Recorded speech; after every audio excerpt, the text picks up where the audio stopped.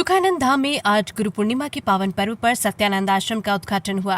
नीमच जिले के तहसील जावत के अंतर्गत सुखानंद सुखदेव मुनि की तपोवन धरा सुखानंद धाम में परम पूज्य संत डॉक्टर सत्यानंद जी सरस्वती वृंदावन वाले आज सुखानंद पधारे एवं यहाँ के भक्तों को सुखानंद तीर्थ पर बने सत्यानंद आश्रम के उद्घाटन समारोह में पूज्य स्वामी जी गुरु पूर्णिमा से लेकर पूरा चातुर्मास सुखानंद ही विराजेंगे। सत्यानंद आश्रम का भव्य उद्घाटन समारोह में विधायक श्री ओम प्रकाश सकलेचा की उपस्थिति में विधि विधान पूजा अर्चना के साथ सत्यानंद आश्रम का उद्घाटन हुआ। पूजा अर्चना के बाद भोजन एवं प्रसादी वितरण किया गया।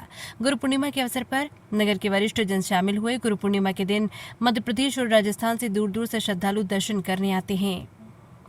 जावत से महमूद हुसैन की रिपोर्ट है और भक्तों की बड़ी यहाँ पर आस्था है।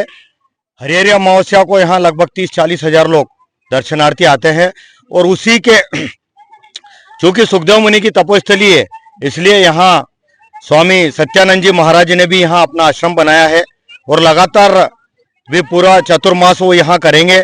आज यहाँ गुरु पूर्णिमा के अवसर पर हजारों लोगों का भंडारा भी यहाँ पर रखा गया है और राजस्थान और मध्य प्रदेश के सैकड़ों भक्त यहाँ आए हुए हैं।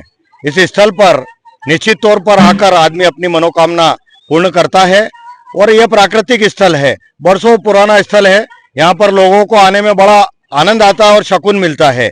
तो मेरा सभी भक्तों से निवेदन है कि एक बार इस श्रावण मास में यहाँ अवश्य पधारें और पूरा आनंद लें। क्या की मान्यता है और बताया जा रहा है कि स्वयं गंगा यहाँ पर प्रकट हुई थी?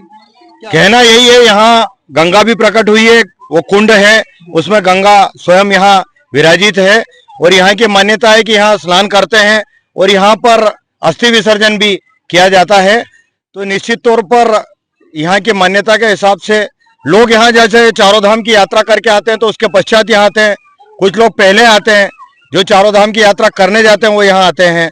तो इस प्रकार की यहाँ मान्यता है और हजारों की संख्या में लोगों का यहाँ आना जाना बना रहता है। क्षेत्र का एक बड़ा एक धर्म स्थल है शिवराम जी महाराज जी। किस तरह के यहाँ पर व्यवस्थाएं होनी चाहिए और किस तरह का डेवलप इसको आगे? व्यवस्थाएं यहाँ पर अभी सुचारू नहीं है। निश्चित तौर पर हमने अभी यहाँ भी चर्चा करी, कुछ यहाँ पे 10-15 दुकानें बने, जिस प्रकार से वो एक आश्रम बना है उस प्रकार से अभी डोम लगे हैं।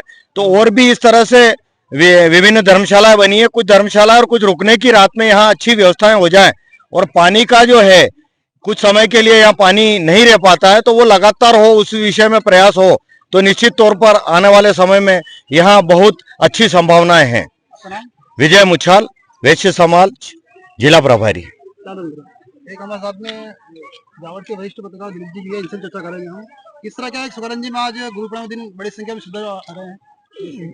वैसे तो सुखानंद में पूरे वर्ष भर ही श्रद्धालुओं का आना जाना लगा रहता है, लेकिन गुरु पूर्णिमा और श्रावण मास के दौरान श्रद्धालुओं की संख्या बढ़ जाती है और यहाँ के महत्व के कारण श्रीमद् भागवत कथा जो कि सुखदेव मुनि ने राजा परीक्षित को सुनाई थी, उन्हीं सुखदेव मुनि ने वो कथा सुखताल में राजा परीक्षित को सुनाई थी। उसके पश्चात उन्होंने यहाँ सुखानंद आकर तपस्या करी और यहाँ पर गुप्त गंगा भी अवतरित हुई।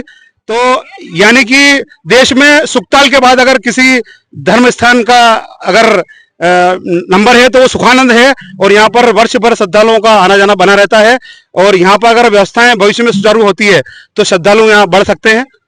आपका नाम? दिलीप बांगड़, अध्यक्ष माहेश्वरी समाज जावत।